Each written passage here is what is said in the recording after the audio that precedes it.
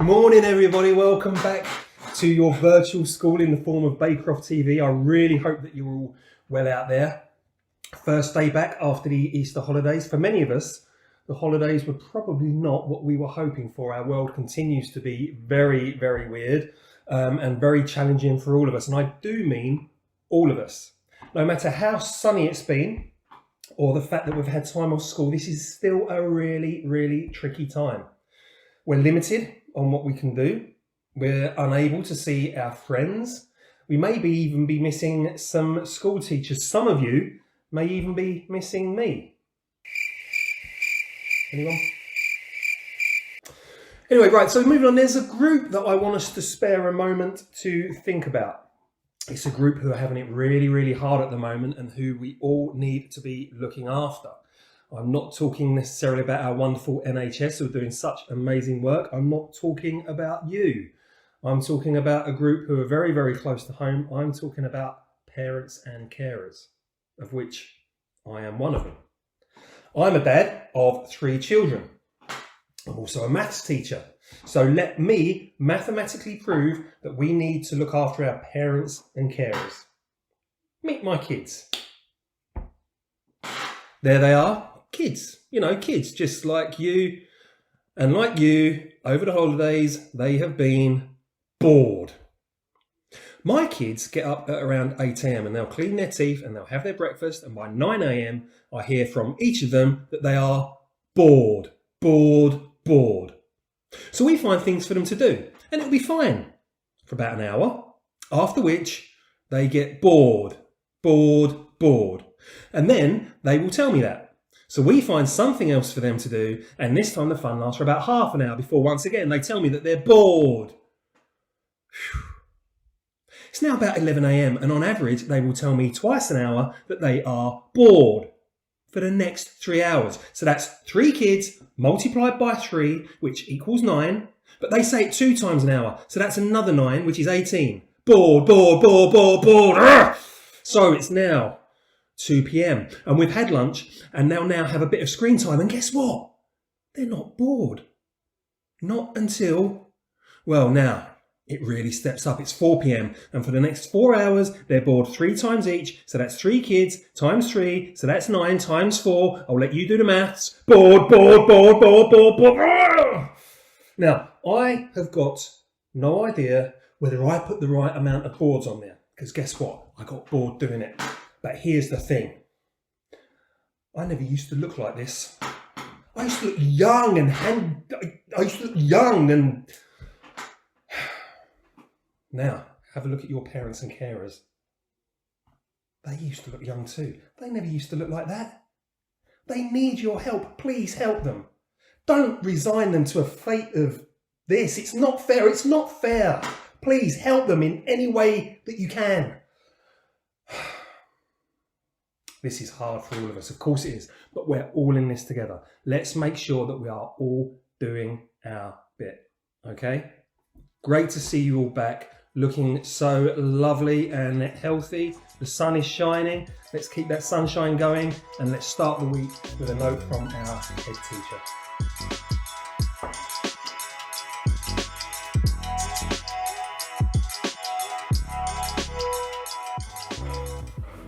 Good morning, Baycroft. How are you?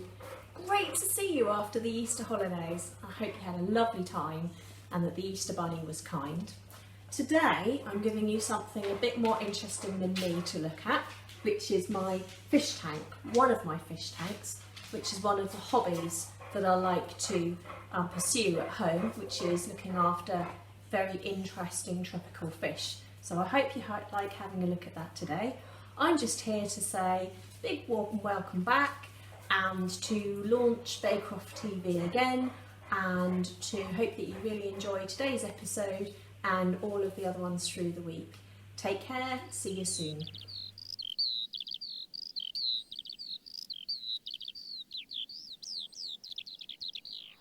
Morning Baycroft, hope you're all well and hope you had a good Easter. Hopefully you all haven't eaten too many Easter eggs. So, what we're going to be doing today is we're going to be doing something called an explosive squat. Now for that, I've got 2 markers here. Our first marker, which I'm using footballs for, is going to be to get some height on our squat jump. And the second marker, where I'm using the rugby balls, is going to be to get distance with our squat jump. Now, explosive squats are really good for lower body and upper body strength, and it helps us in sports such as football, tennis, any track and field, and particularly volleyball. So it helps us get that height and distance on our jumps. How we're going to do it is simple. We'll put 2 feet on a line. We're going to lower down and use our arms to propel up. For the first marker, we're going to get some height like this. Height, and then we're going to go back to our line. Then we're going to jump to our second marker. Make sure we're distancing forward. Go back to our line. I'm going to do a couple of those just so we can see. Spring up. Back we go. Forward. Back we go.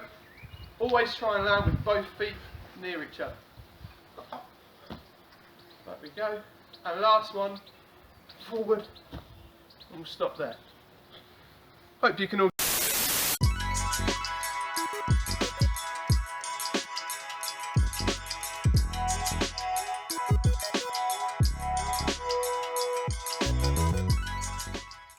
Today we are going to be looking at the work of Louis Pasteur.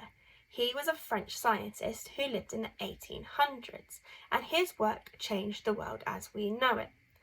Before him, people used to think that diseases were caused by evil spirits, or by spells, or the planets lining up, or even having bad blood. And because of this, they used to treat diseases and illnesses differently to how we treat them today. They didn't used to use medicine. What they used to use were things like leeches to remove all the bad blood, or even cutting open your brain to relieve the pressure in your skull. Some scientists thought that germs did cause diseases, but they weren't sure how to prove it because you can't see germs with your own eyes. You need a microscope because they're so small. Louis Pasteur completed some experiments to show that germs existed, and on this day in 1862 he developed his idea of pasteurisation.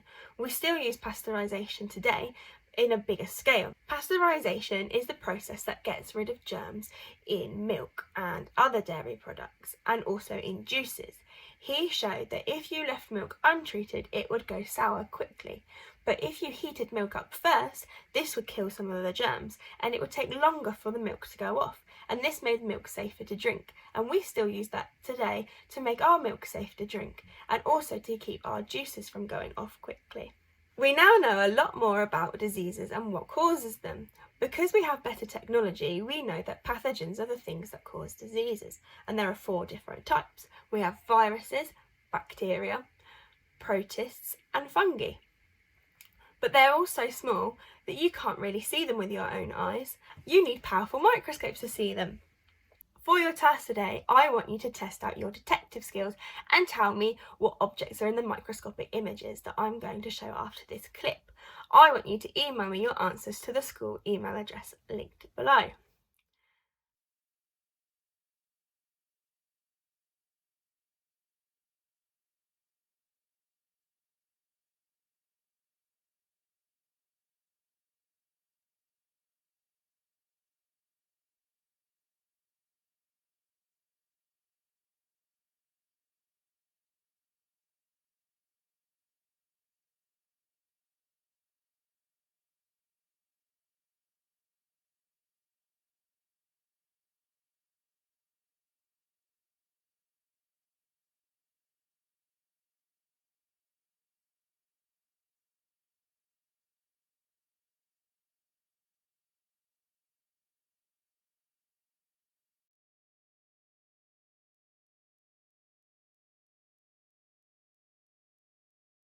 Good morning, Baycroft. I hope you're all happy, I hope you're all well, and I hope you're all safe.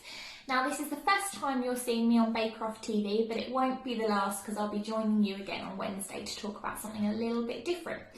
But today we are going to be talking about Shakespeare, okay? And that is because on this date in 1611 was the first recorded, and that means someone wrote it down to say it happened, production of Macbeth at the Globe Theatre. Now that means it was long time ago, okay? 1611 was a very long time ago. So you may be thinking, well, who is Shakespeare What is a Globe Theatre and who on earth is Macbeth? Well, I am going to try and give you a little bit of information about the first two of those questions, and that is, who is Shakespeare and what is the Globe Theatre? Now, Shakespeare is this bloke right here, okay? Now, he is one of the most famous playwrights of all time, and you may have heard of some of his plays. He wrote Romeo and Juliet, Twelfth Night, A Midsummer Night's Dream, Othello, Hamlet, Macbeth. I could go on for ages because he actually wrote 37 plays in total. Now, his plays are still used today, which is why he is so famous and why he is such a historical figure. He was also seen to be really important because he started to introduce really strong female characters to the theatre world. So at that time, women were not allowed to work. They were expected to just stay home and be good wives to their husbands. But Shakespeare started to introduce some really strong female characters, which was great for the female population. So in that sense, that makes him quite historically significant as well. Now, his theatre group were the people that actually opened the Globe Theatre. And the Globe Theatre is a really funny looking building and is still in London today, okay? Now, the one that's in London today is actually a copy of the original, but it looks exactly the same. Now, the reason the Globe Theatre was strange is because it doesn't actually have a complete roof. The reason for that being is because they wanted it to be an open air theatre. They wanted people to feel the environment. They also wanted to show a difference between the rich and the poor, okay? Now, if you were rich, you could afford to sit down and watch the play under a circle of roof that went around the edge of the theatre, okay? That would keep you nice and protected. However, if you were poor, you had to stand in something called the pit for the entire play. Now, let me tell you something. Shakespeare plays are quite long, so you would have been stood there for a long time, and if it rained, you would have got absolutely soaked because there was no roof to cover you. However, it only cost a penny to get in, and that meant for the first time, the poor were able to go and watch the theatre as well, which was amazing. It was the first time that had really happened. It showed that the rich and the poor could both enjoy theatre together. Now, I am going to set you two challenges today. You don't have to do both of them, you don't have to do any of them, but if you want to try 1, 2, it doesn't matter, but it'd be great to see what you come up with. Now, the first thing we're going to talk about is the fact that Shakespeare plays are still used today. Now, some of you may have seen a little film called Romeo and Juliet, which is completely based on the original Romeo and Juliet, and some of you might have seen something called She's the Man, which is also a film that is based on the story of Twelfth Night, okay? So what I would first like you to think about is, how could you take an old story or a myth or a legend, something people aren't really interested in anymore, and make it modern, make it into something fun? So you could write a little bit of script, you could design a poster for your version of the story, you could think about how you would make that a film, you could think about what fun characters you create, you can do whatever you like, but just have a think about taking an old story and making it new, okay? So that's your first option, your first challenge. The second links a little bit to Twelfth Night, and I'll explain why. So in Shakespeare's day, women were not allowed to perform, and that meant that men had to play women's parts. Now, the reason Twelfth Night makes me laugh and is so funny is because in Twelfth Night, the story is about a girl who dresses as her brother in order to get a job. Now, that means that a male actor had to play a woman who was playing a man, and I don't know about you, but that sounds really complicated. So what I would like you to do is have a little go at a little bit of script work here. So this is more of a drama and acting challenge. I would like you to pick a piece of script that is played or read by a character who is opposite to your gender, okay? So if you are a boy, I would like you to have a go at playing a female character, and if you're a girl, I'd like you to have a go at playing a male character. Now, the reason I want you to do this is just to get a feel for how difficult it would have been for those male actors to play women, and how tricky it would have been to get those different characteristics. So you don't have to show it to anybody, you definitely don't have to film it if you don't want to, but obviously if you can and you're willing to send me your videos so I can see you having a go, that would be great, okay? So they're your two challenges. As I say, just have fun with them. They're creative, they're meant to get your imaginations rolling, and I hope I gave you a quick enough tour of Shakespeare. Just a few facts for you before we hand over to Miss, who is now going to explain to you a little bit more about Macbeth.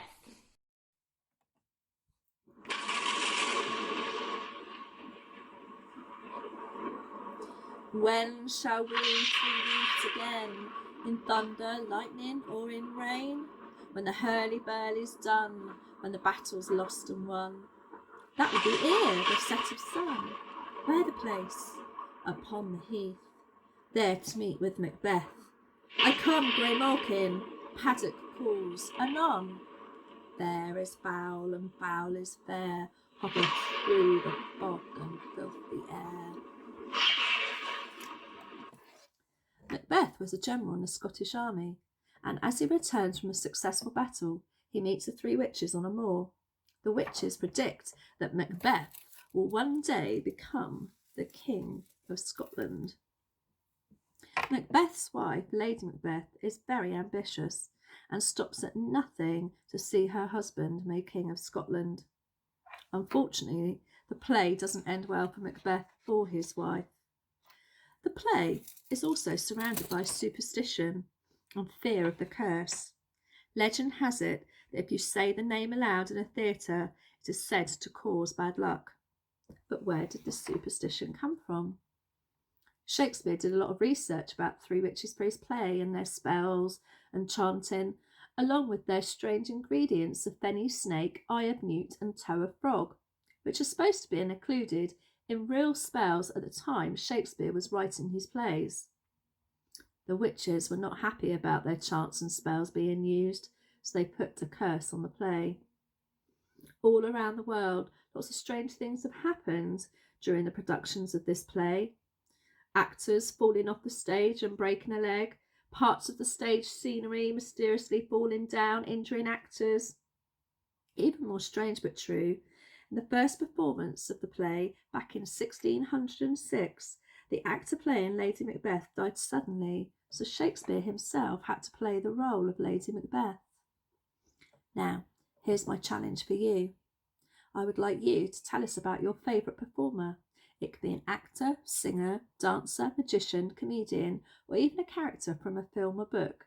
I'd like you to send in a photo or picture of your favourite performer, tell us who they are and why you like them. So homelearning@baycroft.hants.school.uk. And remember, everybody, stay safe, and we all hope to see you very soon. Bye for now.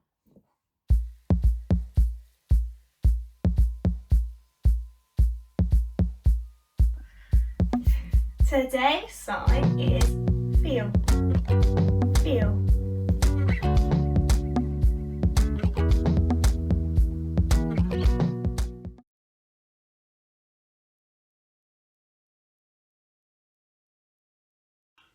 Hello once again everybody, just me back again to sign off for the day. Thank you very, very much for joining our broadcast. Hope you are enjoying Baycroft TV so far. Just a quick word on the work that's been submitted. We've had some wonderful things in, particularly some competition entries. We will be celebrating that work over the course of this week, and we will be announcing our competition winners. So if there's anything that you would like to get in, particularly in regards to the competition, please make sure that you get it in as soon as possible to the usual email address. Just a little challenge there for our wonderful editor, Mr. Kiff. And we will see you all tomorrow. That's it from me, except one final thing. Today we are celebrating the birthday of a rather wonderful lady. Miss Skinner, take a bow. Very happy birthday. Mad keen Spurs fan, of course, which means that she's very, very smart as well as being very, very lovely. Many happy returns, Miss Skinner. Have a wonderful day. And everyone else have a wonderful day. And we'll see you tomorrow. Thanks very much. Bye-bye.